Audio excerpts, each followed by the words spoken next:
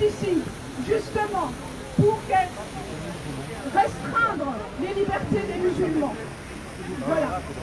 C'est une loi, évidemment, qui sera encore sexiste, de par le caractère ou la neutralisation sera étendue aux salariés des entreprises qui ont une délégation de service public. Encore une fois, les femmes voilées sont au cœur de la tourmente. Et qui dit que pendant les débats au Parlement, cette disposition ne sera pas étendue à l'accompagnement par les mamans voilées des sorties scolaires. Cette loi ouvre une boîte de Pandore. On ne sait pas ce qui va en sortir. En tout cas, moi, aujourd'hui, je me félicite de votre mobilisation. Salut à tous. Je pense qu'il faut absolument ne rien lâcher. Effectivement, elle s'inscrit dans un contexte global de mesures liberticides qui touchent tous les pans de notre société, qui visent à criminaliser les militants du reste de l'antiracisme politique.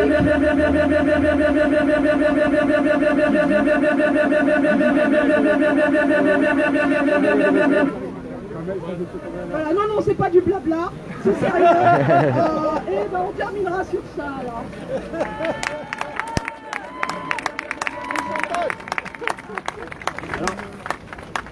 L'intervention d'Identité Plurielle, association féministe et antiraciste, permet de souligner, c'est trop souvent oublié, que les premières victimes de l'islamophobie en France, ça a été montré par toutes les études, c'est d'abord les femmes.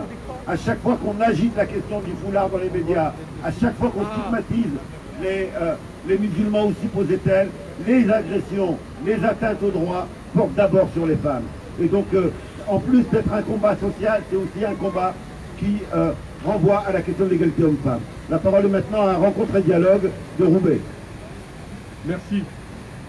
D'abord, je voudrais tous vous remercier d'être ici, même si un certain nombre de nos compatriotes n'ont pas osé, pour une partie de nos coreligionnaires musulmans et musulmanes de ce pays. Je voudrais juste leur dire, n'ayez pas peur, n'ayez pas peur. Comme dirait le pape, entrez dans l'espérance. Cette technique de tétanisation, de terreur, de terrorisme intellectuel dont nous sommes les cibles depuis 20 ans, commence à payer la preuve. Regardez autour de vous. Regardez autour de vous, les premiers concernés par cette loi scélérate, raciste et islamophobe, n'osent pas sortir. Et ça fait longtemps. Et c'est de pire en pire. Et y compris pour des gens qui sont des militants, et y compris pour des gens qui sont aguerris, qui sont engagés dans la vie politique, ils sont tétanisés. On est dans une drôle de situation. Je ne vais pas faire court, Saïd a dit l'essentiel. Je vous ai juste convoqué une référence intellectuelle majeure qui a fait de moi ce que je suis aujourd'hui. Abdelmalek Sayad, paix à son âme, disait « Exister, c'est exister politiquement ». À partir du moment où nous serons de plus en plus présents, nombreux, dans les organisations syndicales, politiques, associatives, où nous serons des citoyens engagés, où on pèsera plus politiquement, on se fera respecter. Si nous sommes aussi maltraités, c'est en partie parce que nous ne sommes pas engagés assez politiquement. La question, elle est politique. L'urgence, elle est sociale. L'urgence, elle est sanitaire. L'urgence, elle est démocratique. Et l'urgence, elle est écologique. Toutes ces questions qui font que nous sommes des citoyens engagés et qu'on nous renvoie systématiquement à notre religion, quand bien même nous n'en parlons pas, mais que notre faciès nous renvoie à notre islamité, nous renvoie à notre religiosité, nous sommes, entre guillemets, des menaces pour cette société. Nous sommes un plus, nous sommes, entre guillemets, des citoyens engagés, et c'est ça qui nous fait que nous sommes, entre guillemets, suspects. Et c'est de ça qu'il faut sortir, de cette torpeur, de cette panique installée dans les têtes et dans les cœurs d'une partie de nos concitoyens. Voilà ce que je voulais dire. Merci en tout cas aux organisations qui ont soutenu, merci aux syndicats, merci aux partis politiques, merci aux hommes et aux femmes qui ont encore un peu de courage dans ce pays. J'étais là avec la Ligue des droits de l'homme il n'y a pas très longtemps, on était beaucoup plus nombreux, tant mieux. S'il faut continuer à manifester contre les lois de sécurité globale, nous serons là. S'il faut manifester pour préserver nos retraites, on sera là. S'il faut manifester pour préserver la planète, nous serons là. Et nous demandons à cet État, qui reste un État de droit malgré tout, qui est en train de dériver vers une dérive autocratique et autoritaire, de se rappeler la loi, de 1905 dans son esprit. Parce que, contrairement à ce qu'on nous dit, on n'est pas contre la laïcité. Nous sommes pour une lecture juste de ce principe de séparation des pouvoirs. Alors je veux bien, moi, qu'on soit pour la séparation des pouvoirs. Mais le 24 décembre, j'irai saluer mes amis chrétiens, j'irai saluer ceux qui fêtent Noël, mais cette séparation, apparemment, pour le 24, elle n'est pas pour tous. Merci.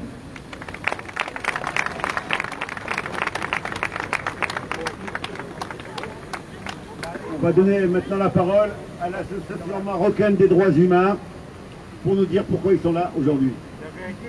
Merci Saïd. Bonjour à tout le monde.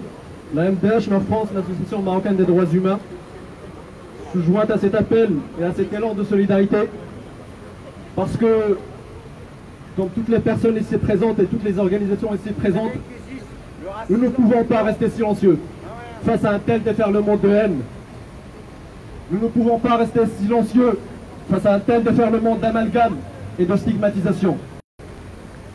Nous ne pouvons pas nous taire face à un tel saccage de nos sociétés et un tel démantèlement de nos libertés fondamentales et de l'état de droit qui est censé les garantir. Nous sommes ici avec vous, unis et solidaires, parce que nous dénonçons avec la plus grande fermeté l'islamophobie croissante dans nos sociétés. Nous dénonçons la stigmatisation, les discriminations et les différentes formes de violence à l'encontre des musulmans, ou supposés comme tels, désignés comme boucs émissaires et ennemis de l'intérieur, après les événements tragiques que nous avons connus récemment. Bien évidemment, et sans aucune ambiguïté, nous partageons l'horreur et l'indignation concernant ces attentats terroristes, comme nous dénonçons depuis toujours toutes les formes de violence et toutes les manifestations de haine.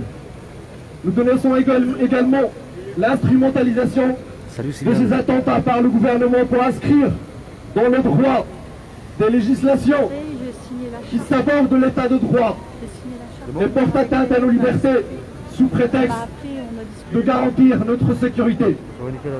Des mesures aussi inefficaces contre le terrorisme que dangereuses pour la liberté d'expression, pour la liberté de conscience, pour la liberté de culte, pour la liberté d'association, etc. Pour toutes ces libertés fondamentales qui sont indispensables à une société apaisée, juste et égalitaire que nous appelons de toutes nos forces et qui sont en péril aujourd'hui. Chers amis, l'heure est grave. Des hordes de charognards rôdent dans nos rues, dans nos écoles, du haut de leurs plateaux télé et de leurs bureaux dorés. Ils nourrissent leur haine des cadavres pétrifiés des victimes de la barbarie inhumaine. Ces impostures et ces fossoyeurs des libertés publiques prétendent vouloir apaiser la société en attisant les passions et les colères identitaires et xénophobes, en opposant les petites gens, en envoyant les enfants des écoles au commissariat. Ils disent vouloir la paix en appelant à la guerre, à la délation et aux expéditions punitives. Ils clament et proclament la liberté d'expression, urbi et orbi, en appelant à censurer l'expression des voix critiques au sein de l'université, à mettre au pas la recherche et les sciences humaines et sociales, et en muselant par la stigmatisation et l'opprobre les voix dissidentes. Ces impostures de la République et de ses valeurs, au lieu de criminaliser le racisme et l'islamophobie, si la lutte contre l'islamophobie qu'ils criminalisent. Voilà le vrai séparatisme. Voilà le vrai séparatisme. Cet État qui se sépare de ce qui fait le socle de l'État de droit, de ce qui fait le ciment des droits humains. Peut-on protéger nos libertés en les supprimant? Peut-on protéger l'État de droit en piétinant le droit? Nous nous dressons donc contre ces mesures sécuritaires et autoritaires. Nous nous dressons contre la dissolution d'associations antiracistes, comme le CCIF par exemple. Nous nous dressons contre la criminalisation des enfants et leur arrestation pour apologie de terrorisme.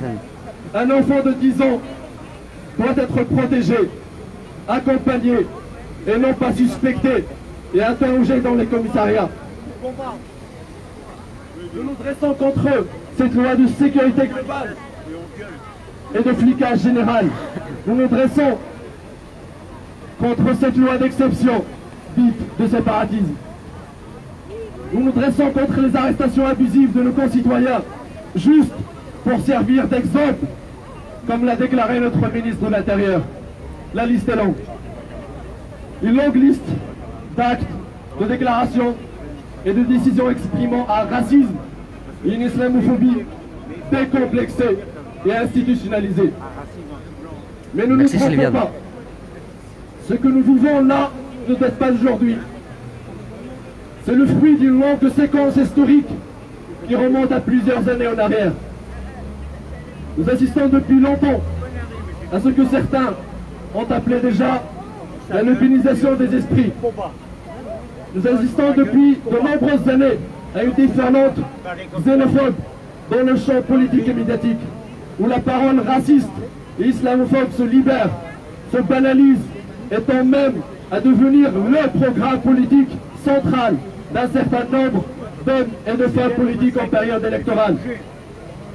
C'est ainsi qu'en temps de crise politique et économique et en période de contestation sociale et de revendication populaire, la figure de l'étranger, du migrant, du musulman fait office d'un bouc émissaire, d'un ennemi intérieur si commode et si utile à la classe dominante dans son entreprise de détournement de la colère populaire légitime.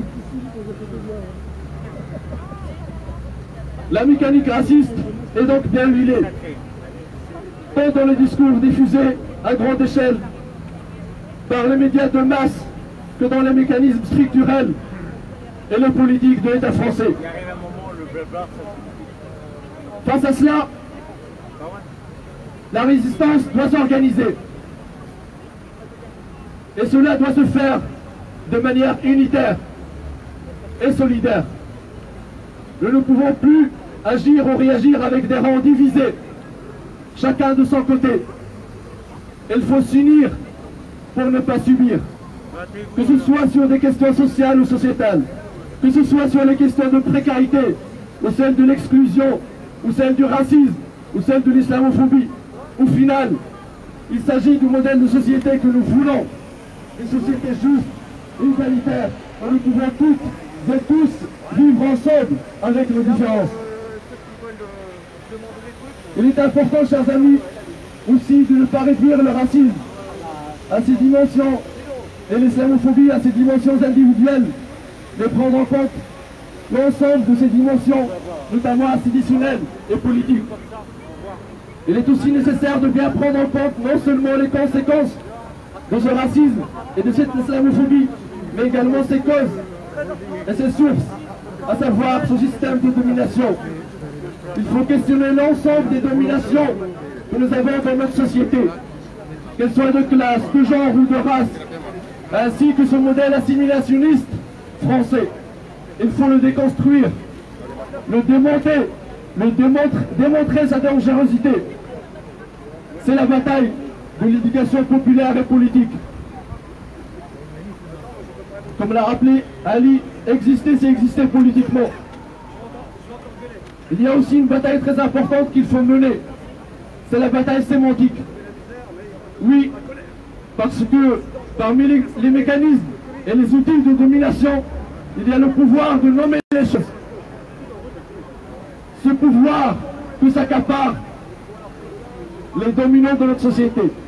Empêcher l'utilisation de certains termes et de certains concepts, l'islamophobie, le racisme d'État, les violences policières, etc.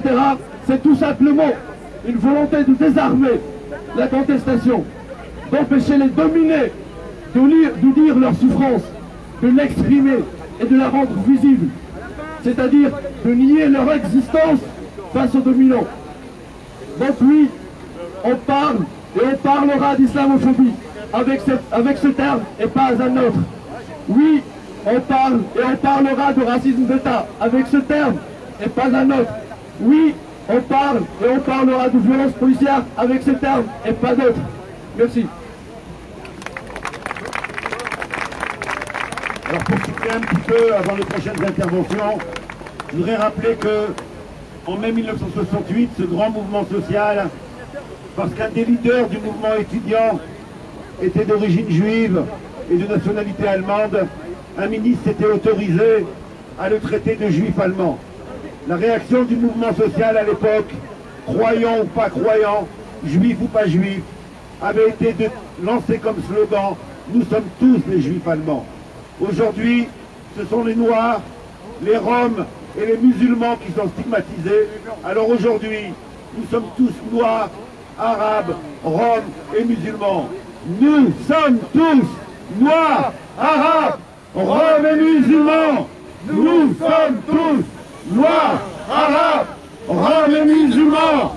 Nous sommes tous Noirs, Arabes, Roms et musulmans. Nous sommes tous Noirs, Arabes, Roms et musulmans. Nous sommes tous Noirs, Arabes, Roms et musulmans. Nous sommes tous Noirs, Arabes, Roms et musulmans. Nous sommes tous Noirs, Arabes, Roms et musulmans. Nous sommes tous Noirs, Arabes, Roms et musulmans. Bien, on va maintenant donner la parole à l'association des mineurs marocains du nord de la France, association d'anciens mineurs de fond qui ont construit ce pays et qui ont été contraints, du fait de discrimination vécue, d'entrer en lutte dure alors qu'ils étaient déjà à un âge avancé. Aujourd'hui, ils sont encore parmi nous pour exiger l'égalité. Samad pour la MMN. Ouais.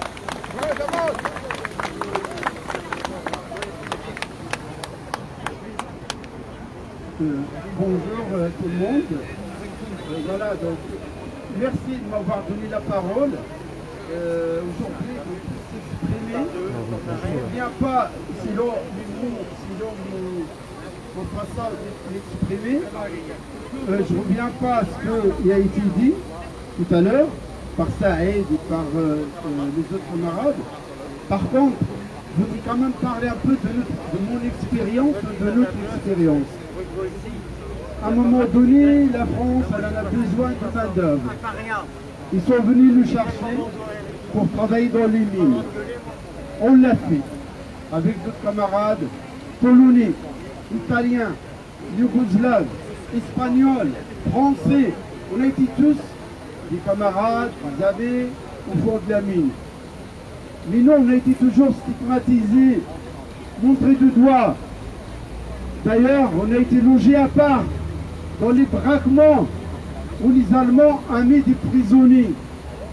On a été à un moment donné aussi montrés du doigt. Ils ont oublié qu'on est des hommes. Même quand nos enfants ils sont venus, ou ils ont été nés ici, ils ont été toujours traités à part. Je ne vais pas rentrer dans les détails. Et à chaque période, à chaque élection, on a le droit d'être soit insulté, soit stigmatisé. Soit tous les Africains, ils ont le deuil, soit c'est le Karcher, mais aujourd'hui, ils ont voulu aussi séparer les citoyens, mais aussi les Français que nous sommes. Moi, si je dis Français aujourd'hui, j'ai 50 fois qu'ils sont Français. Ils ont oublié. Ils ne sont pas venus d'ailleurs. On les a ramenés, ils sont venus ici. Donc je vous félicite d'avoir été là pour aller contre tout ce genre de discrimination qui continue à séparer les citoyens pour qu'ils puissent dominer selon leur politique. On en a assez. J'ai vécu ça depuis 1960. On a été toujours debout pour essayer de trouver notre place, l'intégration, etc. Et ça toujours, les politiques trouvent toujours des moyens pour nous stigmatiser, mais aussi nous séparer pour qu'ils puissent dominer selon leur politique. Et eux, ce qu'ils cherchent, c'est simplement la place et de l'argent. Mais nous, on est des travailleurs. On essaye d'être en avant, pas seulement pour gagner de l'argent, mais aussi de construire ce pays-là qu'on aime bien. D'ailleurs, ils sont venus nous chercher pour travailler, on a l'intention de partir. On n'est pas encore parti depuis 55 ans. Donc, nos enfants, ils sont français, on aime bien ce pays-là. Mais on n'est jamais à l'aise sinon ceux qui nous traitent de leur politique, ceux qui ont l'intérêt économique et politique pour utiliser ceux qui sont à la fois vulnérables et faibles. La première, c'est des gens faibles, soit des femmes parce qu'ils sont femmes, ou des gros, ou des minces, ou des noirs, ou des arabes, ou des juifs, ou tout ce qu'on veut. Donc c'est à nous de se mettre debout, et ça vaut, parce que moi j'ai passé mes années, j'en ai assez de défendre, de parler, et je vous remercie de m'avoir écouté. Merci à vous tous. Bien. On va maintenant donner la parole au collectif Décolonial. Merci. Nous sommes le collectif Décolonial Déterminé. Nous sommes un collectif lillois luttant contre tous les racismes et aussi contre le continuum colonial qui persiste encore sous différentes formes dans toutes les strates de notre société, que ce soit au niveau individuel, collectif, familial, sociétal et institutionnel. Notre particularité est que nous avons fait le choix de militer uniquement entre personnes non blanches, conscientes des enjeux de telle lutte et œuvrant pour une société plus juste pour tous et toutes, et non pas que pour certains et certaines. C'est pourquoi, même si au sein du collectif Décolonial Déterminé, nous ne sommes pas tous et toutes directement concernés et impactés par l'islamophobie, et par ce projet de loi en particulier, nous ne pouvons pas nous désolidariser de cette lutte. Au contraire, en ces temps particulièrement difficiles, il nous semble d'autant plus important d'être là aujourd'hui, et aussi sur le long terme, de nous soutenir les uns et les unes les autres, et de s'allier pour grossir les rangs des résistances. Nous pensons que plus nous serons nombreux à faire pression, plus la balance des rapports de pouvoir s'équilibrera en notre faveur. Ce projet de loi, d'abord appelé contre le communautarisme, puis contre les séparatismes, pour finalement s'appeler projet de loi confortant les principes républicains, est un projet de loi qui vise clairement les communautés musulmanes de France, érigées depuis des années en ennemis intérieurs. Ce projet de loi n'est pas un fait isolé. Il est le fruit d'une islamophobie d'État qui sévit depuis des années dans l'indifférence d'une très grande majorité des Français, et peu importe les convictions politiques. Qui a dénoncé les nombreuses perquisitions et interpellations à l'égard des personnes musulmanes après les attentats du Bataclan et à Paris? Qui dénonce celles qui ont lieu actuellement suite à l'assassinat de Samuel Paty? Qui ose défendre les associations comme Baraka City ou le CCIF qui se sont fait dissoudre récemment? Qui réagit contre la fermeture il y a quelques jours du seul établissement scolaire MHS musulman situé dans Paris intramuros? Qui prend la mesure du racisme vécu au quotidien par des milliers de personnes en France, simplement parce qu'elles revendiquent le droit à tout simplement être elles-mêmes, au travail, à l'école, dans les espaces publics? La césure gauche-droite n'existe pas en matière d'islamophobie. Les propos défendant les musulmans et musulmanes de France face aux attaques islamophobes récurrentes sont faibles, voire inexistants, y compris de la part des partis se disant de gauche. Il est trop facile de se laisser berner par les discours dominants et médiatiques qui désignent les musulmans et musulmanes comme des boucs émissaires, comme des méchants ennemis voulant détruire les valeurs républicaines. Soyons plus forts que cela, fournissons les efforts intellectuels nécessaires pour sortir de cette illusion d'un républicanisme à deux vitesses. Pour cela, il faudrait d'ailleurs commencer par définir les termes employés. On entend sans cesse des mots qui tournent en boucle et qui finissent par sonner creux. Laïcité, valeurs de la République, principes républicains. Mais que signifient vraiment ces mots? Ce projet de loi a été présenté en Conseil des ministres le 9 décembre. Le choix de cette date est tout sauf anodin, car il s'agit de la date anniversaire de la promulgation de la loi de 1905 concernant la séparation des églises et de l'État. Castex cherche ainsi à nous faire croire que ce projet de loi s'inscrit dans la continuité de la loi de 1905. Or, la laïcité de 1905 n'est plus la même que celle mise en avant aujourd'hui. En 1905, la laïcité était synonyme de liberté de conscience et de liberté d'expression, comme la liberté de pratiquer, d'avoir des lieux de culte ou d'exprimer ses croyances dans les espaces publics. La neutralité concernait uniquement les espaces publics et non les individus. On est passé d'une neutralité des espaces laissant la libre expression individuelle des croyances à une neutralisation pure et simple des individus et de leurs croyances. La laïcité est devenue une merde islamophobe qui ne dit pas son nom, seulement dans les mots employés mais qui s'applique de fait dans la législation. La loi de 2004 sur l'interdiction du voile est une loi excluante et pour le coup séparatiste en ce sens qu'elle exclut les jeunes filles de l'école publique en raison de leurs croyances religieuses. Cette méfiance et ce racisme entretenu à l'égard des personnes musulmanes doivent être combattus tant au niveau individuel qu'institutionnel. Pour revenir sur le sens des mots, qui au final a réellement le pouvoir d'être séparatiste, Macron, quand il parle d'une volonté de lutter contre la ghettoisation des quartiers, nous ne pouvons nous empêcher de penser aux ghettos de riches et à leur stratégie mise en place pour ne rester contre eux, dans les rues parfois fermées, aux riverains, pour avoir accès à une éducation élitiste via des écoles alternatives et j'en passe. Quelles sont les idéologies qui se radicalisent le plus à l'heure actuelle et qui ont le pouvoir de s'imposer dans nos médias? Les médias d'extrême droite, voilà les vraies idées radicales qui monopolisent les médias, les consciences, les institutions et les politiques. Voilà les idéologies qui réellement sont séparatistes et menacent les valeurs de la République et la justice sociale. De même, parle-t-on du communautarisme blanc quand à l'affiche des films français on voit que des personnages blancs? Parle-t-on de communautarisme quand ce qu'on appelle les expatriés français se regroupent dans des quartiers et créent leur propre communauté avec leurs restos, leurs boulangeries, leurs écoles dans des pays étrangers? Nous ne sommes pas contre le fait de se regrouper en communauté car nous considérons que la communauté est un synonyme de solidarité et de soutien. Nous sommes contre le mauvais usage des mots, leur instrumentalisation au service des politiques et des pratiques et des pouvoirs racistes. Et nous sommes contre les injustices qui découlent de ce deux poids deux mesures en fonction de sa classe sociale ou de son origine et de ses croyances religieuses. C'est pour toutes ces raisons que le collectif Décolonial et Déterminé est présent aujourd'hui pour venir grossir les rangs d'une résistance qui doit agir de manière véritablement anticapitaliste, antiraciste et décoloniale.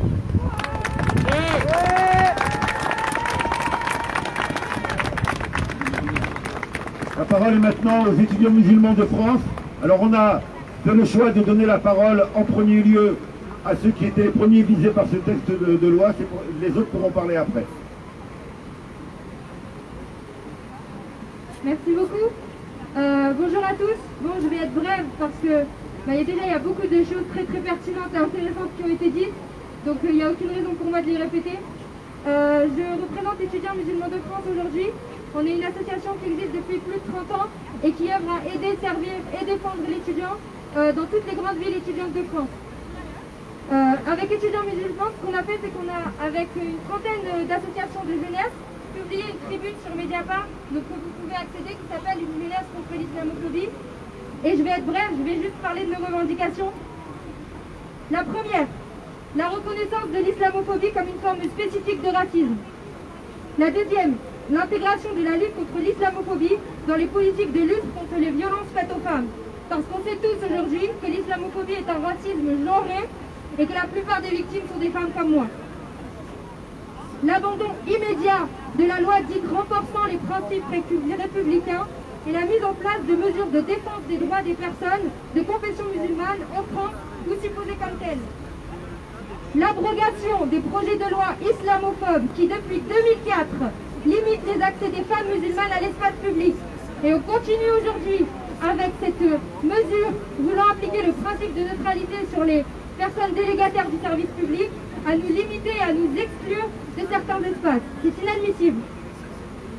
L'abandon par l'éducation nationale de la rhétorique sur les tenues républicaines. En 2004, ils ont voulu interdire le voile, entre guillemets, étant donné qu'il visait tout signe religieux. Depuis quelques années, on remarque qu'on parle non seulement du voile, mais aussi de jupes trop longues, de robes trop longues, de bandeaux. Quand est-ce que ça va s'arrêter? Que l'État mette fin à ces politiques migratoires racistes et à la suspicion de radicalisation d'exilés de confession musulmane ou perçus comme tels. Aujourd'hui, être immigré en France, c'est encore plus compliqué qu'à l'époque, car non seulement on vous dit que vous venez voler le travail des Français, mais en plus de ça, on vous soupçonne de terrorisme. Rendons cette dignité à ces personnes. De véritables politiques de lutte contre le racisme systémique dans les institutions publiques, que ce soit à l'école, dans les hôpitaux, dans la police. On le dit depuis des années, et des personnes beaucoup plus vieilles que moi l'ont dit depuis des années encore avant. On est aujourd'hui avec des délits de faciès, on est aujourd'hui avec ce qu'on appelle le syndrome méditerranéen, où tous les jours des personnes meurent parce qu'elles sont racisées, et c'est inadmissible. La fin du harcèlement administratif à l'encontre des structures et associations musulmanes, car on fait place aujourd'hui à un chantage avec des valeurs républicaines. Saïd Bouhamama l'a très bien expliqué quand il rappelait le principe d'utiliser des mots flous pour mettre derrière tout ce qu'on veut et criminaliser des structures qui sont irréprochables sur le territoire, et il faut que ça s'arrête. Et la dernière, après je vous laisse.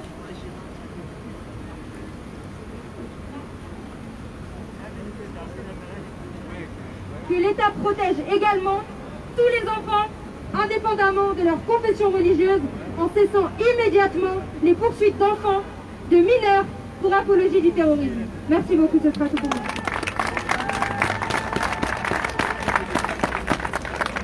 Bien, on vient de terminer le premier tour de prise de parole qui concerne les associations issues de l'immigration contemporaine ou de leurs descendants. Mais la stigmatisation, avant d'avoir touché les musulmans, ou supposait-elle, les maghrébins, ou supposait-elle, les noirs, eh bien, a touché d'autres immigrations. Il faut se rappeler ce qui était dit par plusieurs gouvernements sur les Polonais, les Espagnols, les Portugais, les Italiens, considérés comme inintégrables en leur temps. Bien sûr, la dimension coloniale est venue rajouter une dimension particulière, spécifique, mais les logiques de stigmatisation étaient les mêmes. Nous allons maintenant donner la parole à l'association, je ne retiens jamais complètement le nom, des héritiers de l'immigration polonaise contre l'islamophobie. Bonjour à toutes et à tous. Alors je vais essayer un petit truc pour dire que ce que des gens qui se revendiquent de l'immigration polonaise peuvent foutre sur une manif contre l'islamophobie, là, avec les petites gemmes que ça a, de se dire premier concerné, pas premier concerné, je suis pas musulman, est-ce que je soutiens les musulmans. Mon intervention, elle va se baser à partir de mon histoire. Polonais, là où il y a eu les camps de concentration nazis. Petit-fils de mineur de fond, premier résistant et première grève en 1941 contre l'occupation nazie. Premier persécuté aussi, à l'époque par les nazis, quand les Polonais, au fond des mines, étaient parmi les immigrations les plus exploitées, stigmatisées, etc. dans les années 30. À ce moment-là, attention, sauf les colonisés, qui étaient dans les pays d'origine ou dans des secteurs qui étaient même, à l'époque, hors du bassin minier. La question du communautarisme des Polonais, on y a le droit à l'époque. Le préfet envoyait des lettres, le gouvernement envoyait des lettres dans le Nord-Pas-de-Calais pour se poser la question si les Polonais étaient-ils assimilables dans la République. La réponse du préfet était que non, parce qu'ils parlaient une langue étrangère, ils étaient communautaristes, ils faisaient que des activités socioculturelles entre eux, etc. Ils n'avaient pas le droit, ils se mariaient qu'entre eux, ils n'avaient pas le droit de se regrouper seulement pour faire du makoch et pour faire de la danse folklorique. Quand c'était pour se politiser, défendre leurs droits, quand c'était pour exiger l'égalité de traitement contre tout le monde, là le communautarisme de classe, le communautarisme d'immigration pour défendre son droit, celui-là il n'était pas autorisé. La question de la religion, on y avait le droit à condition qu'elle était soumise au patronat des houillères. Ce qui se passe avec l'immigration, avec les musulmans aujourd'hui, c'est le même principe, qu'on n'oublie pas la mémoire de notre histoire, des douleurs, et qu'on n'oublie pas qu'elles ne sont pas les mêmes. Les Polonais, nous étions une slave racisée à côté des Juifs, à côté des Tziganes, à côté des colonisés. Ça dépend de l'analyse d'Hitler à l'époque ou du colonialisme. Les Polonais, nous sommes devenus blancs. Devenir blanc, c'est pas une question de couleur de peau. Ça veut dire ne plus risquer, comme un noir ou un arabe, d'être abattu par la police tout le temps. C'est peut-être risquer d'être abattu par la police parce qu'on est un militant qui défend ses droits, mais pas parce que notre couleur de peau. Il faut qu'on arrête avec ça. Non, je suis pas gêné à être appelé un blanc, quand être un blanc, ça veut dire ne pas mourir comme des musulmans, des noirs, des arabes ou des roms. Notre histoire de l'immigration polonaise, elle est intimement liée à celle de nos voisins, de nos voisines. Ma grand-mère qui n'était pas sociologue, elle me disait, mais tu sais Mathieu, si nos destins ils sont mêlés comme ça, avec Abdelia Samat et les mineurs marocains, c'est parce qu'au fond de la mine on était ensemble. Elle me disait, ma grand-mère, il y a toute l'internationale de la terre qui est venue travailler dans ces usines. Et bien c'est pour ça que nos douleurs elles ont été croisées. Par contre elles sont croisées, proches, mais elles ne sont pas les mêmes. De même dans les camps de concentration, il faut qu'on se rappelle, et je salue ça aussi aujourd'hui, dans les camps de concentration, les personnes gays et lesbiennes faisaient partie des listes des gens qui étaient exterminés. L'extrême droite aujourd'hui si attaquent les cortèges de gays et lesbiens qui défendent leurs droits, leurs identités et leur fierté identitaire. Mais leur fierté identitaire, comme ils nous le rappellent, elles ne sont pas islamophobes. Ça, c'est précieux. Aujourd'hui encore, pareil, les tziganes étaient dans les camps hier. Ils sont peut-être pas dans des camps aujourd'hui, mais ils sont parqués dans la misère. Les gilets jaunes d'hier, c'est aussi les pauvres qui s'en prenaient plein la gueule d'hier. Nos destins sont mêlés. Et oui, la loi sur le séparatisme, c'est pas une loi qui vise à lutter contre le séparatisme, c'est une loi qui vise à nous séparer entre nous, mais qui vise à nous séparer de nous-mêmes. Quand on n'est même pas foutu de faire le lien, pas parce qu'on est imbécile, attention, je dis bien parce que moi, on m'a coupé de mes racines, de mon cœur, qu'on a oublié de voir que quand il y a quelqu'un qui avait une douleur, sa douleur, elle est la mienne aussi, elle est en moi. C'est un frère et sœur en humanité. Ses droits devraient être les mêmes que les miens, et quand ces droits ne sont pas respectés, je dois me bouger pour les défendre. C'est ça aussi l'histoire des ch'tis, mineurs de fond, qui ont migré ici et qui se battent, qui essayent de se battre, pour pas se rappeler aussi quand on était au lycée Faidherbe ou au lycée Queneau, dans les années 90, nos camarades de classe se sont fait virer parce qu'elles avaient un voile. Et on nous parlait d'égalité, et nous on ne comprenait pas. Pourquoi on a le droit d'avoir des écussons antifascistes, anarchistes et communistes, des croix chrétiennes dans l'école, et elles ne veulent pas avoir un voile? Qu'est-ce que c'est que cette histoire? Elles sont là, pas pour prier, elles sont là pour étudier. Vous voulez les défendre et vous les privez d'accès à la scolarité. Oui, ça c'est des drames, quand on n'est pas musulman, on les a vus sous nos yeux. Alors pour ceux qui voulaient voir, on a été conscientisés à ça. Qu'on n'oublie pas ce que le gouvernement est en train de faire quand on parle de séparatisme et d'opposition entre les luttes. Quand les écologistes se font faire accuser de terrorisme parce qu'ils plantaient des radis bio et qu'ils voulaient faire du développement durable, parce que les lois sur l'état d'urgence, elles ont été votées contre les musulmans d'abord, ces lois ont permis de mettre en tôle des syndicalistes de la CGT, des gilets jaunes, des écologistes. Nos destins sont mêlés et c'est pas juste des questions idéologiques, c'est des questions de vie ou de mort. Vous savez tous, les gilets jaunes mutilés, les gilets jaunes amputés, vous savez les crimes policiers, mutilés, amputés, détruits, les syndicalistes massacrés, ceux qui crèvent dans ces sociétés pour les burn-out et les raisons de santé, le personnel hospitalier, on peut faire toute la liste, vous voyez de quoi je parle. Nos destins sont mêlés, mais nos souffrances ne sont pas les mêmes. Nos valeurs, si elles sont les mêmes, alors on s'unit et on défonce ça tout seul, tous ensemble, avec chaleur au cœur, humanité de notre côté, mais détermination, et qu'on fait tout ce qu'il faut pour y arriver à la construire cette société de demain, que les anciens, pendant la guerre, pendant la résistance, ils s'étaient unis, ils avaient réussi à le faire au sortir de la guerre, et ils avaient nommé leur programme politique de construction de l'après-nazisme. Ça s'appelait les jours heureux. C'était beau. Chiche qu'on réessaye ensemble et qu'on laisse pas à nouveau la bête noire, le fascisme, revenir dans nos vies et réactiver des traumas familiaux qui sont insupportables. Solidarité avec les musulmans et tous les autres. Merci Jessie de nous rappeler que le roman national qu'on nous a appris dans les livres d'histoire est un roman mensonger. Non, le peuple de ce pays ne sont pas les descendants des Gaulois, mais les descendants d'une multitude d'apports venant de toutes les régions de France, puis d'Europe, puis du monde. Et particulièrement pour les travailleurs et la classe ouvrière, la compréhension de ce qu'est la classe ouvrière de France ne peut se faire qu'en prenant en compte toutes ces immigrations. Alors avant de poursuivre, tous ensemble, première, deuxième, troisième génération, nous sommes tous des enfants d'immigrés. Première, deuxième, troisième génération, nous sommes tous des enfants d'immigrés. Première, deuxième, troisième génération, nous sommes tous des enfants d'immigrés. Première, deuxième, troisième génération, nous sommes tous. On est chez nous et j'y suis, j'y reste, je ne partirai pas. Et j'y suis, j'y reste, je ne partirai pas. Alors maintenant, j'appelle, s'il y a une personne du collectif C'est l'homme et Matisse, moi j'ai un message de la maman de Matisse, mais s'il y a quelqu'un d'autre du collectif qui est là pour prendre la parole, puisque là ça va être maintenant les différentes structures liées aux violences policières, violences de classe, violences sexuelles.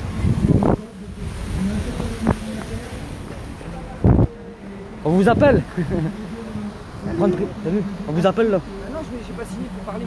Ah, vous ne pouvez pas. S'il y a quelqu'un du collectif qui veut parler, Matisse, il vous propose de parler. Allez, Philippe, c'est pas obligatoire. Je suis là, mais j'ai pas envie de parler. Le problème, c'est non, si t'as pas envie, c'est pas grave.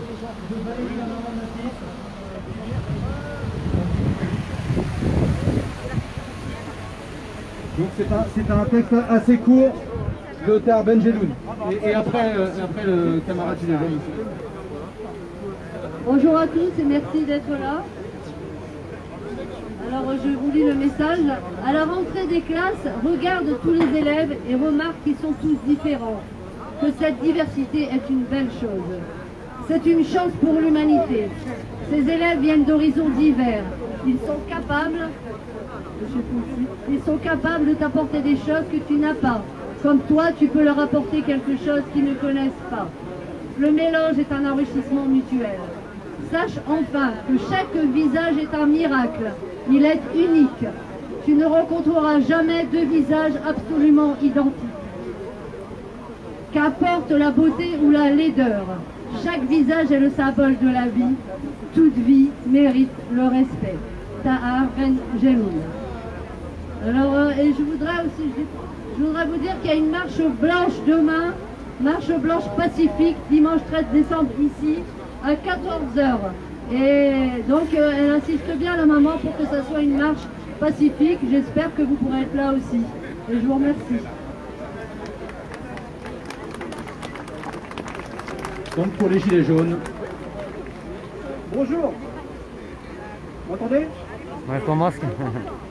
Ouais, je parlais plus fort. Moi, j'ai plus parlé des violences d'État et puis des violences policières. Aujourd'hui, on manifeste contre les lois et les décrets liberticides injustes. On parle de loi séparatisme, mais il y a aussi les lois qui sont de sécurité globale et les décrets. Merci d'être nombreux aujourd'hui. À 13h30, je vous rappelle qu'on a un cortège, on va partir. On lâche rien. Il s'agit bien sûr d'une manifestation de convergence dans le but d'avoir plus de liberté, plus de droits, d'avoir plus de pouvoir et dire non au racisme. Ce matin, la manifestation dénonce le racisme d'État. Ces gredins veulent protéger leur police, qui est pourtant en partie raciste. S'ils votent à plus de 50% pour le Rassemblement national, ce n'est pas pour rien. Et encore, je pense même qu'ils trouvent que Marine Le Pen n'est pas encore assez raciste. Ils mettent en place des lois et des décrets pour protéger ces vauriens. L'État protège les racistes. Il n'y a qu'à voir ici, à Lille, quand les FDO vont boire un coup à la citadelle avec leurs copains qui protègent toujours. Ouais, bien vu. L'État doit être laïque et laisser faire les religions tant que ça n'entrave pas les autres et le fonctionnement de la France. Les terroristes doivent être jugés et leur réseau démantelé, mais ce n'est pas une raison pour ficher tout le monde. Nous voulons décider et non subir. Nous voulons la suppression de la loi dite de sécurité globale. Nous ne voulons pas des décrets faits discrètement pour nous ficher plus facilement. Nous ne voulons pas être fichés M comme manifestants et être surveillés et reconnus partout où nous irons avec les drones et les caméras de vidéosurveillance. Nous ne voulons pas vivre comme en Chine avec les points sociaux, le crédit social, ou dans Black Mirror avec des barbouzes partout et être fliqués via drogue, vidéosurveillance, mini-caméra, flicage des réseaux sociaux, flicage des comptes, flicage de nos opinions politiques, flicage de nos opinions religieuses, flicage de notre santé, avec à la fin plus rien à cacher et tout est au service de l'État policier qui ne demande qu'à contrôler tout le monde. Non à cet État autoritaire qui glisse vers la dictature, avec cet État d'urgence permanent. Non à cet État policier qui nous flique. Non aux lois liberticides, au nom de leur sécurité. C'est pas notre sécurité, c'est la leur qui veulent. Notre seule sécurité sera quand on mettra cette oligarchie dehors et que l'on récupérera le pouvoir.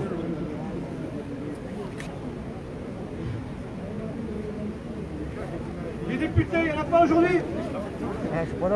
C'est bête. J'aurais pu leur demander de demander la destitution de Macron avec l'article 68 de la Constitution. J'aurais pu demander la Cour. Ils sont minoritaires, mais c'est pas grave. Il faut qu'ils fassent voir qu'ils ne se complaisent pas dans le système. Le peuple va les suivre. Macron et ses sbires ont fait plus de mal en 3 ans que tous les autres présidents depuis des décennies, passant de l'UDF, l'UMP et le PS. Macron prépare sa sortie en indiquant qu'il fera peut-être des choses qui feront en sorte qu'il ne pourra pas se représenter pour la future présidentielle. Cela n'annonce rien de bien pour nous, le peuple. Il met en place tout un arsenal pour bâillonner nos mécontentements, pendant qu'il fera ses lois néolibérales qui nous priveront de tout. Soyons unis avant qu'ils soient trop tard. Merci. Alors on va avoir le droit à un petit moment de rap par Will. Et pendant ce temps-là, les collectifs qui ne sont pas encore intervenus et qui ont envie d'intervenir, si vous pouvez venir me voir là à côté pour prise de parole. La parole est au rap.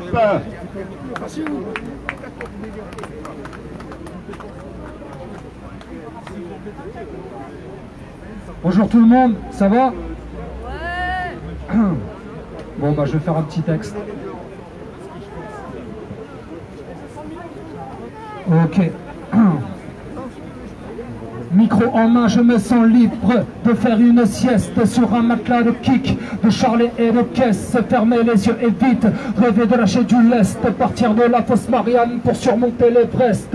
J'avais des œillères hier, maintenant je vois plus loin, je me surprends même à me dire qu'impossible n'est pas humain, impossible est français, impossible là où on trace les frontières à l'arrêt, comme si le monde était à nous, le monde n'appartient pas à l'homme, pourtant l'homme est un monde, capable de donner la vie comme de creuser sa tombe, à la cime d'un arbre coupé à la racine, la colombe est de marbre, son gardien l'assassine, les forces de l'ordre perturbées, chaque fois qu'un quartier saigne, quand la colère est noble, lorsque la rage est saine, il se propage cette idée qu'il y a des délinquants de naissance, à voir plus loin on voit venir l'incandescence.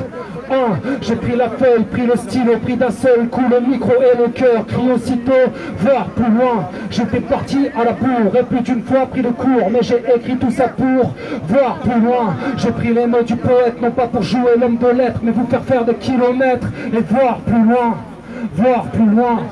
Voir plus loin, yeah, ça fait, si l'océan est pacifique, j'arrive en paix comme tsunami, arrache la parole au peuple, il te rendra les coups à vie, j'ai en moi cet ouragan, c'est difficile à contenir, libérer ce qui boule, attends, me soulage tant, j'ai tant à dire, on en a vu tomber si bas, revenir de tellement loin, ce qu'on traitait de bras cassés, dorénavant se prennent en main, adolescent le rap m'a parlé, puis m'a fait parler, rapper sur le quartier, pour après m'en écarter, me barrer loin de tout ce qui m'aurait appris, à rester à ma place, à écouter sans faire de tri, et puis j'ai pris le temps de lire car l'avion était hors de prix, j'ai écrit des silences pour ce parti sans faire de bruit, l'avenir nous a quittés, la voyante a perdu la boule, m'a dit ce sans abri à bout, comme moi un peu habité, leur vie de château de sable va finir par prendre l'eau, et j'ai trop le mal de mer pour me faire mener en bateau. J'ai pris la feuille, pris le stylo, pris d'un seul coup le micro et le cœur, crie aussitôt, voir plus loin. J'étais parti à la bourre et plus d'une fois pris le cours, mais j'ai écrit tout ça pour voir plus loin. J'ai pris les mots du poète, non pas pour jouer l'homme de lettres, mais vous faire des kilomètres et voir plus loin, voir plus loin, voir plus loin. Tu connais le morceau, non? Est-ce que tu connais le morceau? Bien, est-ce qu'il y a d'autres associations signataires qui souhaitent prendre la parole? Non?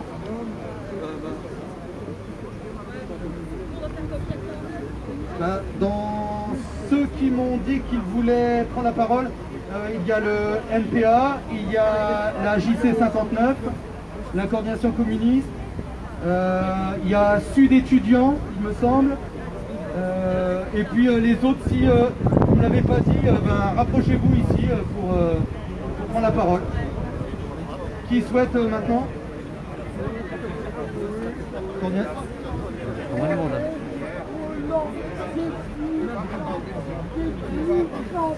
Ça va? Bien?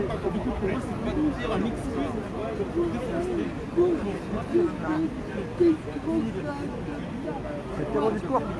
Ouais, nickel. Tu pourras le voir après si tu veux. C'est la visuelle. La parole est à la CGT. Moi je vais mettre mon pied, j'en ai marre là. Ah ouais, mets ton pied. Tu veux que je tienne? Ouais, si tu veux. Merci à tous d'être venus. Oh, il bouge. En nombre aujourd'hui. Normal, c'est parce qu'il est en charge. Ah d'accord. Dans les principes de la République, il y a le droit de manifester, de revendiquer, le droit de circuler librement, le droit d'avoir le culte de son choix, de ne pas en avoir. Et aujourd'hui, c'est tout le contraire. Aujourd'hui, on ne peut plus aller comme on veut dans les églises, on ne peut plus aller comme on veut dans les mosquées, on ne peut même plus avoir une fête laïque puisqu'on ne pourra pas fêter le Nouvel An. On ne peut plus se déplacer sans pouvoir y consommer ou pour produire les richesses que nous ne possédons pas, pour bosser. Non, aujourd'hui c'est tout le contraire. Le séparatisme, il n'est pas ici. C'est pas nous, les terroristes. C'est pas nous, les séparatistes. C'est pas nous qui nous enfermons derrière des murs pour protéger les richesses que nous créons, mais que nous ne possédons pas. Aujourd'hui,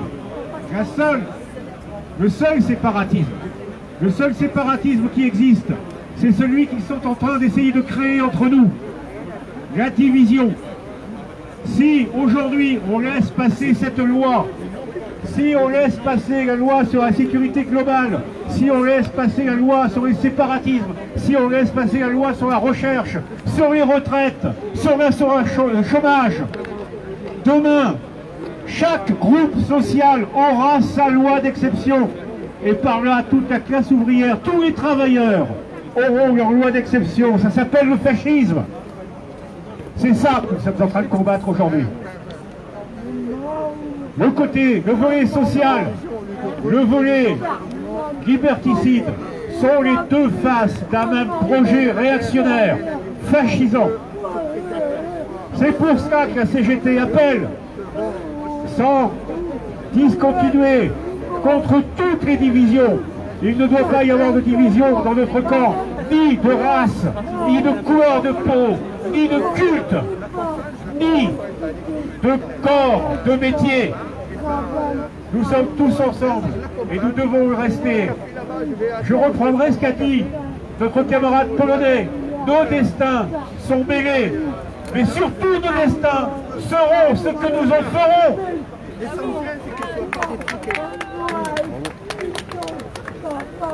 La parole est maintenant au NPA.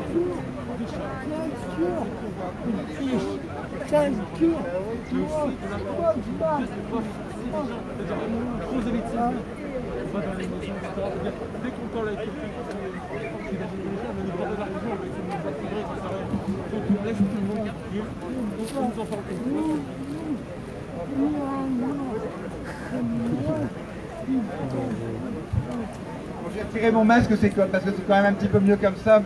Je vais parler au nom du nouveau parti anticapitaliste. Alors je ne vais pas répéter ce qu'ont dit pas mal de camarades. Alors moi je me présente, je m'appelle Marc. J'ai pas de patrie, j'ai pas de frontières. C'est par hasard, je suis hollandais du côté de ma mère et français du côté d'un copain à mon père, comme dirait Fernand Reynaud. Hein. Effectivement, il n'y a pas de... La seule communauté pour nous, NPA, c'est l'humanité tout entière. Il y a la force qui, bien sûr, qui est combattante, c'est le prolétariat, et c'est la lutte qu'on est en train de mener, c'est au nom pour la transformation positive de l'humanité tout entière, pour qu'il n'y ait plus d'exploitation de l'homme par l'homme. Et donc je voudrais dire, par rapport à ça, hein, que nous, les camarades du NPA, vous savez bien, la plupart des camarades du NPA ne sont pas religieux, tout simplement. Et c'est pas une raison, c'est justement peut-être une raison supplémentaire de défendre une des communautés, la communauté musulmane, qui est menacée par les patrons, par les bourgeois, par les capitalistes. Et en fait, on parle de phobie, mais c'est même pas une phobie, parce qu'une phobie c'est pas grave, on peut avoir peur, je sais pas moi, de monter dans les ascenseurs, ça c'est pas grave, parce qu'on s'attaque aux ascenseurs, ça c'est pas méchant, mais c'est du véritable racisme contre une partie de la population, et ça c'est vraiment ignomineux. Je voudrais dire aussi, alors après, au nom de quoi on fait tout ça? Les Macron, les bourgeois, les capitalistes, c'est au nom de soi-disant la République. Elle est belle la République. Vous voyez, la République, c'est la République des bourgeois, des patrons. C'est les massacreurs des géants de 48, des ouvriers de 48. C'est les massacreurs des communards en 1871. C'est la République de Verdun, des soldats, des millions de morts pendant cette guerre. C'est la République, soi-disant la République des gens de gauche, comme Mitterrand.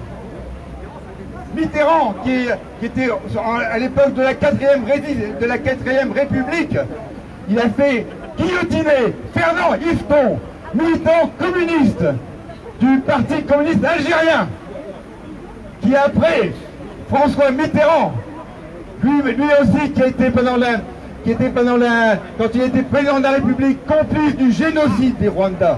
C'est des millions de morts. Et c'est ces gens-là qui nous parlent de la République, mais elle est belle, la République. La vraie République, c'est la République sociale. C'est celle de tout le monde, qui inclut toutes les personnes, quelle que soit la couleur de peau, quel que soit le pays, l'origine, les histoires de carte d'identité, de passeport, tout ça c'est à foutre à la poubelle. Il y a une seule humanité. Et encore une dernière fois, il faut s'unir tous ensemble. Et là, c'est les musulmans qui sont attaqués. Musulmans ou supposés musulmans, parce que c'est une réelle hypocrisie. Alors, oui, je voulais encore raconter quelque chose. On stigmatise la religion musulmane comme si c'était une religion intrinsèquement violente. Mais la violence est dans toutes les religions. C'est Jésus qui a dit « Je ne suis pas venu apporter la paix, mais le glaive ». C'est pas pour ça qu'on va ficher S tous les catholiques, tous les chrétiens. Et là maintenant c'est une communauté d'opinion, de croyances. Et en plus, qu'est-ce que ça veut dire la radicalité? Nous, au NPA, on est des radicaux. On est des radicaux parce qu'on a des convictions. On est des radicaux parce qu'on est des islamo-gauchistes. Et il n'y a vraiment pas de mal d'avoir des convictions. Quand est-ce qu'on va embêter les gens? C'est au bout de combien de prières? C'est quelque chose de complètement ignominieux. Alors, tous ensemble, il faut défendre les musulmans, parce qu'aujourd'hui c'est les musulmans. Après, ça sera des quantités d'autres gens qui vont être attaqués, et ça sera des crimes. Bien, on va passer aux dernières interventions. Donc les jeunesses communistes.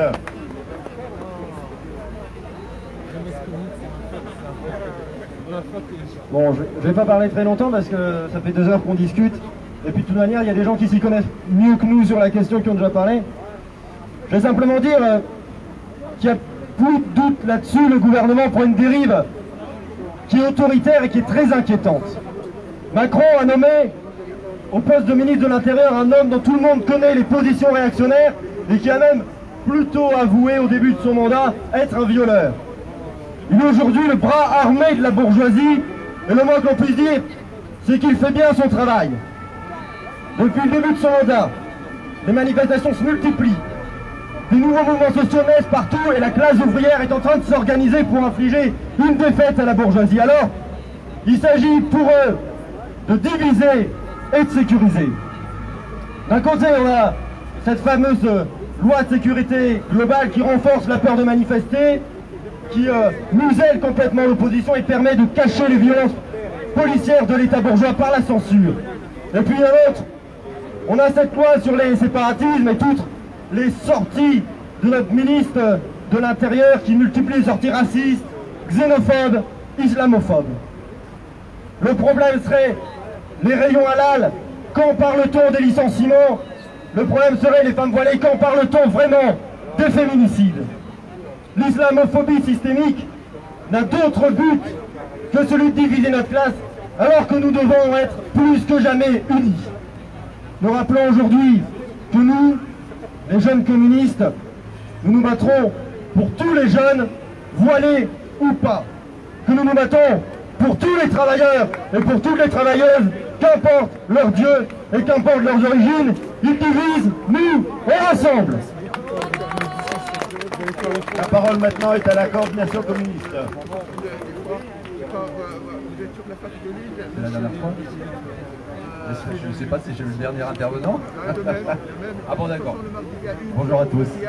À la coordination communiste, on milite depuis plus de 20 ans contre cette construction du racisme qu'on appelle l'islamophobie, dont on essaye de dénier jusqu'au nom. Vous savez que quand on luttait contre l'antisémitisme avant la guerre, les antisémites ne se désignaient jamais eux-mêmes comme des antisémites, mais ils pratiquaient une politique antisémite. Aujourd'hui, on nous dénie le droit d'être antiraciste et on considère l'antiracisme comme une forme de partenariat avec du terrorisme. C'est toujours comme ça qu'on nous instrumentalise et qu'on essaye de nous diviser. Le camarade Jesse avait bien parlé avait bien expliqué à quel point ici il s'agit de lutte de classe et d'unité de notre classe contre l'autre camp, celui qui cherche à nous diviser, à nous séparer les uns des autres. Normalement, la laïcité c'est un concept juridique. Ça n'est pas une idéologie, ça n'est pas des valeurs. c'est un cadre dans lequel on instigue le droit, la liberté de conscience et la liberté de culte. Il existe plein de communautés en France. Et par ailleurs aussi, dans les autres pays, il y a toujours eu plein de communautés. C'est un droit d'être en communauté, ça n'est pas une séparation. Il y a des communautés partout, et une camarade l'avait très bien dit aussi, quand les Français sont à l'étranger, ils font des communautés, souvent d'ailleurs très arrogantes, et sans aucun problème. Ici, il y a une communauté musulmane, elle a le droit d'exister, elle n'a rien à voir avec le terrorisme, et elle doit exister avec le soutien de tous, parce que cette religion, c'est la religion souvent de la classe ouvrière française. Nous la dénonçons comme telle, nous dénonçons l'islamophobie parce que c'est une islamophobie d'État, ça n'est pas juste une phobie effectivement, c'est l'autre nom du racisme tel qu'on ne peut pas l'employer. On ne peut pas dire le mot racisme évidemment au niveau de l'État, mais on ne fait que depuis 20 ans des lois racistes. Nous dénonçons ça clairement et nous avons un travail politique à mener pour dénoncer comment ils nous appellent. Ils nous appellent des islamo-gauchistes, comme à une certaine époque, quand on luttait contre l'antisémitisme, on nous appelait des judéo-bolcheviques. C'est pareil, c'est la même chose. Judéo-bolchevique, ça voulait dire qu'on n'avait pas le droit de soutenir une communauté qu'on dénonçait par ailleurs. Peut-être que vous avez déjà vu, il y avait déjà une propagande à l'époque pour dénoncer les boucheries des rabbins qui laissaient mourir pendant des heures des bœufs. On disait que leur culture était sauvage et en fait on utilisait exactement le même logiciel que ceux qu'on utilise aujourd'hui pour les musulmans. Nous sommes pleinement solidaires avec les musulmans et nous dénonçons ici cette islamophobie comme une partie intégrante de cette lutte tous azimuts contre les mouvements sociaux qui existent aujourd'hui pour dénoncer le gouvernement. Vous savez que la loi sécurité, on peut peut-être penser que ça n'a rien à voir avec la loi contre les séparatismes. Je fais une parenthèse, mais séparatisme c'est déjà un mot qui vient du logiciel d'extrême droite, séparatisme, comme l'identité nationale ou comme bien d'autres mots qu'on a utilisés dans les années précédentes. La loi contre la sécurité globale, c'est aussi une loi dans laquelle subrepticement, maintenant, les policiers ont droit de ficher les gens non plus seulement pour leurs activités religieuses, syndicales ou politiques, mais maintenant, et c'est nouveau, pour leurs opinions. Ça veut dire qu'on pourra nous ficher pour ce qu'on pense. Est-ce que c'est pas le contraire de la laïcité? Merci, camarades. Bien, la dernière intervention avant la conclusion par le CSP 59. Non mais moi c'est demander d'abord de rappeler une chose, c'est que, et c'est ça qui est aussi terrible, c'est utiliser des drames humains comme les actes terroristes qu'on a subis ici, mais que beaucoup de peuples dans le monde subissent de la part de ces terroristes-là, qui ont sévi en Syrie, qui sévissent dans le Sahel, au Mali, qui sévissent aussi à Paris et à Londres. Utiliser ce type de drame humain, de tragédie, pour stigmatiser une communauté en particulier, les musulmans, ça c'est extrêmement dangereux. Et ça nous pose la question suivante: quelle est chacun de nous notre responsabilité? Nous ne sommes pas nombreux aujourd'hui, il faut le dire très clairement, parce que la division existe. Il faudra travailler dur pour rassembler tout le monde. Nous devons travailler dur pour rassembler tout le monde. Parce que si nous ne le faisons pas, qu'est-ce qui va se passer? L'histoire va se répéter tout simplement. Ils sont venus chercher les communistes. Je n'étais pas communiste. Je n'ai rien dit. Je n'ai rien fait. Ils sont ensuite venus chercher les syndicalistes. Je n'étais pas syndicaliste. Je n'ai rien dit. Je n'ai rien fait. Je ne me sentais pas concerné. Ils sont venus ensuite chercher les juifs. Je n'ai rien dit, je n'étais pas juif. Je ne me sens pas concerné. Et quand ils sont venus me chercher, je suis resté bien tout seul. Et à ce moment-là, je rentre dans le processus du regret. Camarades, faisons en sorte qu'on ne regrette pas. Voilà sur notre travail aujourd'hui. Notre travail, c'est faire en sorte que chacun de nous ne puisse pas demain regretter. Parce qu'il n'a rien fait, parce qu'il n'a rien dit, parce qu'il ne s'est pas senti concerné. À un moment donné, nous serons tous concernés. Bravo! Et c'est des questions de principe, au-delà de nos appartenances chacun à des confessions, à des religions, ou à des croyances, ou à ne pas croire tout simplement. Eh bien, au-delà de nos choix et de la liberté pour chacun d'entre nous d'avoir ce type de choix, il est clair que c'est le vivre ensemble, dans l'égalité. Alors on est dans le pays, nous dit-on, où il y a cette déclaration universelle des droits de l'homme, qui a été proclamée en 1789, et qui dit « Les humains naissent libres et égaux en droit et en dignité ». Je voudrais ici ajouter les peuples aussi, les minorités aussi. Alors le combat contre le séparatisme, c'est le combat pour l'unité de ce peuple-là contre les diviseurs de ce peuple. Je vous remercie, camarades. Je souhaiterais quand même qu'on fasse 1 minute de silence ensemble sur cette place, parce qu'effectivement on parle de quoi? Du prétexte d'avoir tué des gens pour essayer de stigmatiser et d'amalgamer, pour confondre effectivement tout le monde avec les terroristes. Ça, nous ne pouvons pas l'accepter, mais nous devons passer aussi aux morts. Donc 1 minute de silence, camarades.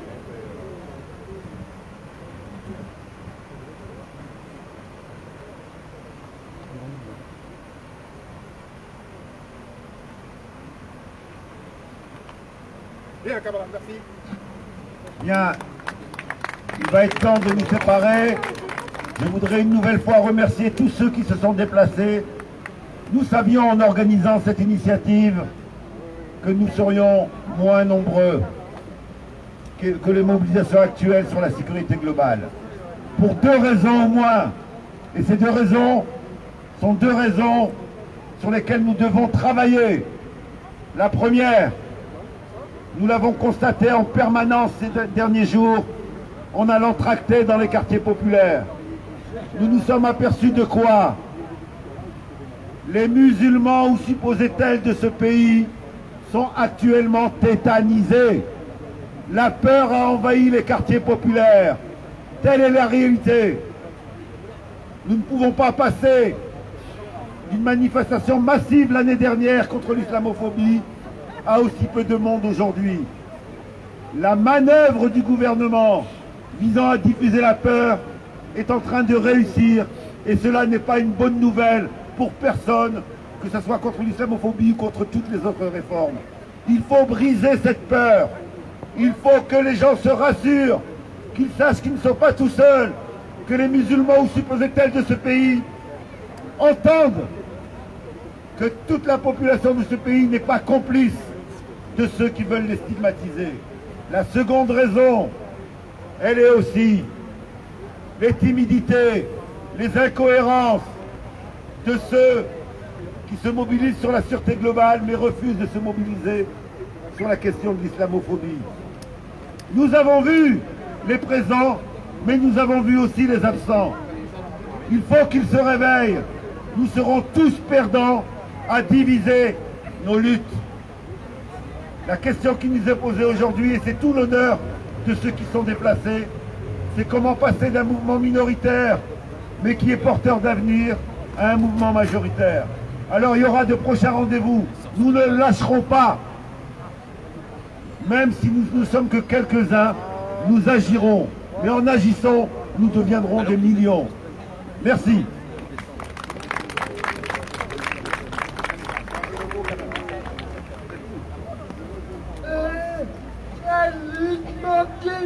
Michel Lalande et Martine Aubry.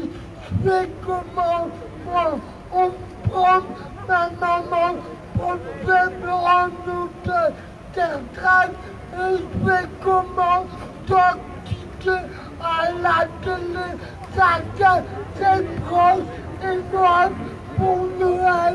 Je suis un tata de la France.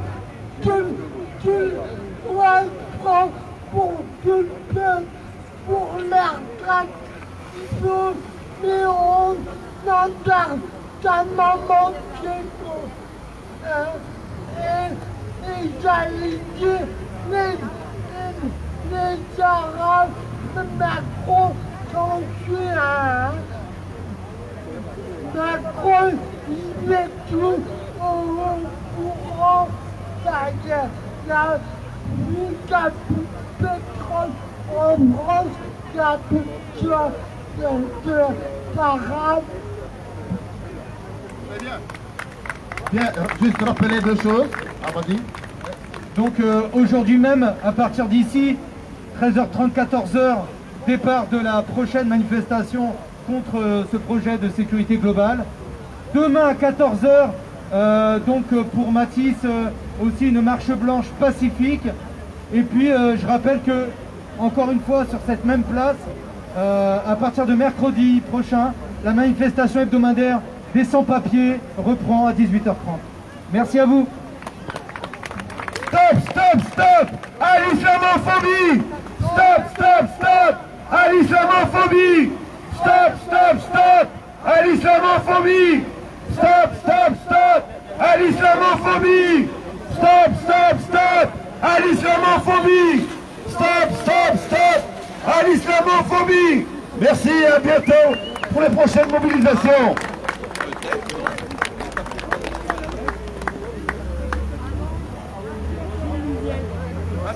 Merci à tous et à toutes d'avoir suivi. Je vais couper le live là.